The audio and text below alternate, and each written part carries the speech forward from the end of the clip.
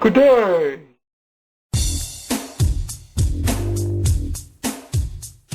Okay, we're speaking with none other than Al Bernstein. It's Monday, the day after the fight of the century. Al, thanks so much for giving us the time to speak about the fight. Always good to be with you. Great, great. Just in a nutshell, what are your thoughts after 48 hours of thinking about this fight now?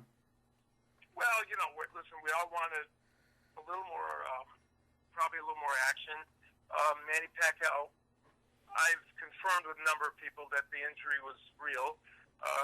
So he was operating at a slightly impaired situation with his shoulder. But either way, Floyd Mayweather fought a brilliant fight, as he often does. And it just was, Pacquiao just wasn't able to do anything with his style. And at the end of the day, Pacquiao threw fewer punches than Mayweather, which is shocking, because he had to throw a lot more than Mayweather to win the fight. I as soon as I heard about Manny's injury, I didn't second guess it because I thought about that moment. I believe it was in the fourth round when Manny jumped on Floyd and had him on the ropes, and then just pulled back. He just backed off. And at the time, I thought, well, maybe he was doing it so he didn't punch himself out. But then in hindsight, I thought, you know what? He really did have a problem going on. Yeah, well, he landed a bunch of punches to the body and the head there. And then he may have pulled out too because he didn't want to get countered. But I think you may be right. Maybe that he just couldn't sustain it. The problem is that Manny Pacquiao just wasn't an energetic effort from him.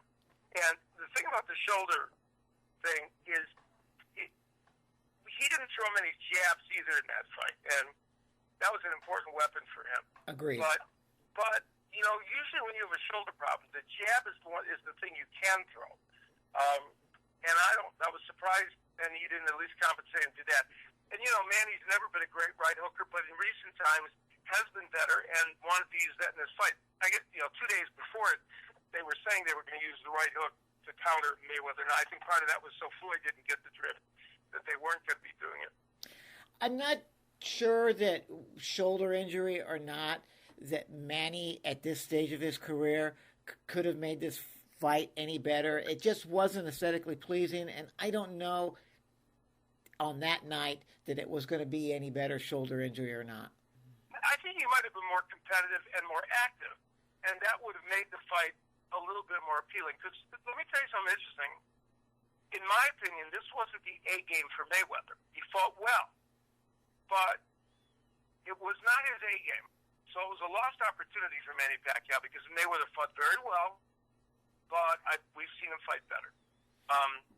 So it might have made it more competitive. Whether he would have won the fight really remains to be seen. We clearly had the right scores, in my opinion. I think Kenny Bayless did a fine job in there. I don't have any problem really with what went on that night. I don't see a controversy. And wondering what there's not controversy. I'll tell you what.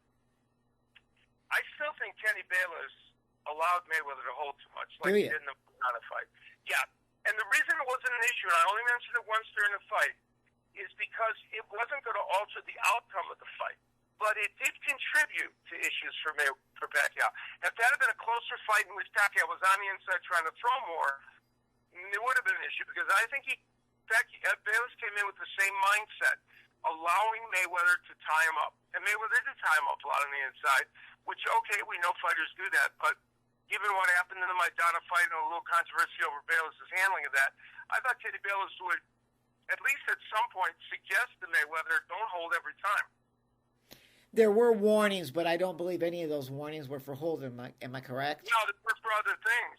Right. So, and I don't think that altered the outcome of this fight, but I still do think that if I was a future Mayweather opponent, and I like Kenny Bayless, he's been a terrific referee, I would protest vehemently if he was the referee. Okay, I stand corrected. I'm going to jump on. I like Kenny. Listen, I think Kenny's a terrific ref. But when it comes to Floyd Mayweather fights, I just think he allows too much holding. Okay. I'm going to jump on that note. Mayweather's next fight. I don't want to so much speculate on who or what, more than I would like to ask you personally, if there was a guy out there you would like to see him fight, who would that be? Well, he says he's going to throw away his belts and fight a 12-rounder against somebody else. I mean, I think he did that to tease us into thinking, oh, maybe he'll fight a Golovkin at a catchweight or something like that, which probably is not going to happen. If I had my druthers, and I don't know if it's marketable enough to do it, but if you ask me just who would I like to see him in the ring with, it would be Keith Thurman. Okay. I think that would be an interesting fight. And I think if the version of Floyd Mayweather that fought Pacquiao on Saturday night fought Keith Thurman, it would be a very competitive fight. Oh, that's what I was going to ask you. You do think Thurman has the goods to make that fight something worth seeing? I think, yeah, and that's exactly where I'd put it, Bill. And he said it many times. He said, he's a smart guy, Keith Thurman, and he's really good, very articulate talker. He said, I'm not predicting a victory if I fight Mayweather, because he wants to fight Mayweather. He said, but I promise you, I will make it more engaging. And just like Marcos Maidana did in the first fight, which I thought was a draw. And I think Keith Thurman has the power and the skill set to do it. And here's the thing about Keith Thurman. He's a true welterweight. He's a big welterweight. Yes, he is. Yeah, you know what? I'm gonna follow your footsteps there. The number one name out of my mouth is Golovkin. Yeah, you want to prove yourself. You want to solidify your Hall of Fame. You want to jump up in those rankings as the top of all time. Fight Golovkin. Like you, I don't think it's... Yeah, that would be interesting, but here's why I think he's not going to do it, and why we can't expect him to, even though we'd like him to. Golovkin's a middleweight. He's a guy who moved up to 147, although I'm not going to contradict myself, because Roberto Duran ended up winning the middleweight title, and he started out as a junior lightweight. So I guess we could expect him to fight Golovkin at 154, because if you look at Duran and Leonard and Hearns, they all did it, didn't they? Right. That was the example that I was using this weekend with some people. It was Leonard. I'm going to contradict myself and agree with you. Because I'm thinking back to those fighters, and you know what?